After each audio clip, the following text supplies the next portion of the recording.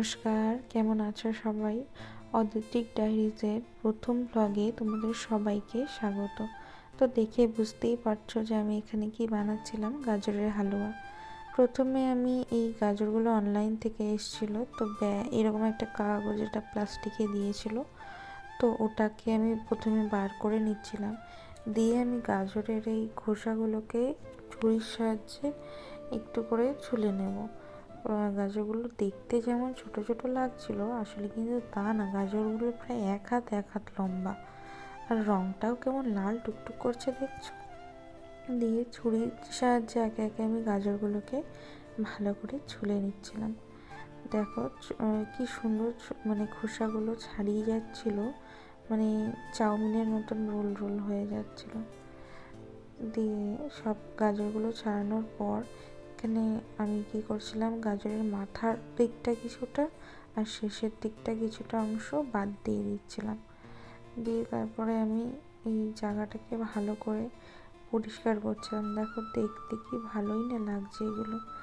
ওই যে ব্যাগটা এসেছিলো, ওই ব্যাগটাতে করেই আমি সব ওয়েস্টেজ অংশগুলোকে ভরে আমাদের বাইরের ডাস্টবিনের মধ্যে রেখে দিচ্ছিলাম। এই জায়গাটাকে ভালো করে পরিষ্কার করে নিই। তোমাদের সাথে কথা বলতে বলতে আমার কাজ বেশ খানিকটা এগিয়েও গেল। গাজরগুলো ছুলে নিয়ে জায়গাটা পরিষ্কার করা হয়ে গেল। দিয়ে আমি ওই গাজরগুলোকে ধোবো বলে বাটিতে করে খানিকটা জল নিয়ে এসেছিলাম, কিন্তু দুর্ভাগ্য কি জানো, এই বাটিটার মধ্যে গাজরগুলোকে ধোয়া যাচ্ছিল না, এতই বড় ছিল। তাই আমি এগুলোকে মাঝখান থেকে একটা করে মানে কাট করে টুকরো করে নিলাম, যাতে বাটিটার মধ্যে আমি ভালো করে জলে ধুতে পারি।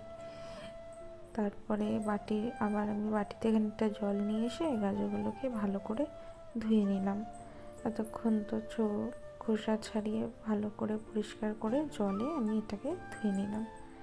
দিয়ে আমি গাজরগুলোকে ওই থালাটার মধ্যে তুলে তুলে রাখছিলাম। তারপর আমি এখানে একটা গ্রেটার নিয়ে নিয়েছিলাম, বাট এই গ্রেটারটার মানে কি বলবো, বাকি যে দুদিকটা দেখছো ছোট ছোট, ওটা দিয়ে মানে গ্রেট করাই যায় না, ওর মধ্যেই ঢুকে রয়ে যায়, কিছু বেরোয় না। আর এই যে এদিকটা দেখছো বড়, যেটার মুখটা একটু, ওটা দিয়ে একটু গ্রেট করা যায়। তো আমাদের ওই গ্রেটারে করলে আমরা ওটাই ইউজ করি, ওই বড় যেটাতে আমি এখন গ্রেট করছি আর কি গাজরটা। আর হালুয়ার জন্য এটাই মানে পারফেক্ট আমার মনে হলো। তো তারপরে আর কি শুরু হলো আমার যুদ্ধ। প্রায় 1 কেজির উপরে এখানে গাজর ছিল।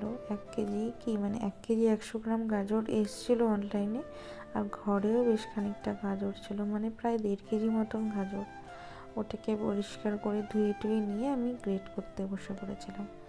দেখো দেখতে কি সুন্দর লাগছে না, সরু সরু কি সুন্দর হয়েছে। তারপরে ওটাকে আমি বাটির মধ্যে তুলে নিলাম। দিয়ে তোমাদের সঙ্গে কথা বলতে বলতে আমার কতটা বেশ গাজর গ্রেট করাও হয়ে গেল। তো এইভাবেই আমি বাকি গাজরগুলোকেও গ্রেট করে নিচ্ছিলাম। কাজটা দেখতে যতটা ইজি মনে হচ্ছে, দেখে মনে হচ্ছে কত তাড়াতাড়ি হয়ে গেছে, কিন্তু না, এই এক বাটি গাজর গ্রেট করতে আমার অনেকটা সময় লেগে গেছে, আর অনেকটা মানে ধৈর্যের পরীক্ষাও বলতে পারো। তারপরে আমি এখানে কাজু কিশমিশ নিয়ে নিলাম খানিকটা করে, আর কাজু কিশমিশগুলোকে আমি মাঝখান থেকে একটু করে ছুরি দিয়ে কেটে নিচ্ছিলাম। ওই বড় বড় কাজু কিশমিশ মুখে পড়লে না, আমার আসলে কাজু কিশমিশ ব্যাপারটাই ভালো লাগে না, কিন্তু সবার জন্য করছিলাম তাই আমি দিচ্ছিলাম, তাই আমি ছোট ছোট করে নিলাম। তারপরে আমি কড়াইতে এখানে দিয়ে দিচ্ছিলাম ঘি। এখানে আমি মটনের ঘিটা ইউজ করেছি। মটনের ঘিটা মানে গন্ধটা খুবই ভালো, গন্ধ টেস্ট মানে খুব সুন্দর ঘিটা। তারপরে আমি ঘির মধ্যে এখানে কাজু কিশমিশ দিয়ে ওটাকে একটু হালকা করে ভেজে নিলাম। তারপরে ফোড়নে আমি দিয়ে দিলাম তেজপাতা।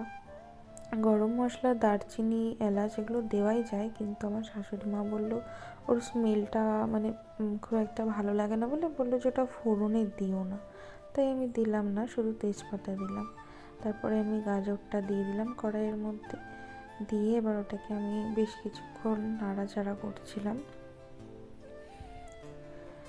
দিয়ে মানে কড়াইটা ভাগ্যিস বড় ছিল, নাহলে জানি না আমি কী করে কী করতাম। আর এখানে আমি খানিকটা এলাচ আগের থেকে থেতো করে নিয়েছিলাম, ওটাকে গুঁড়িয়ে নিয়েছিলাম, সেটা আমি দিয়ে দিলাম। দিয়ে বেশ কিছুক্ষণ নাড়াচাড়া করছিলাম। তারপরে আমি ওর মধ্যে দিয়ে দিলাম দুধ। প্রায় 1.5 কেজি গাজরের মধ্যে আমি 1.5 কেজির ওপরে প্রায় দুধ দিয়ে দিয়েছিলাম।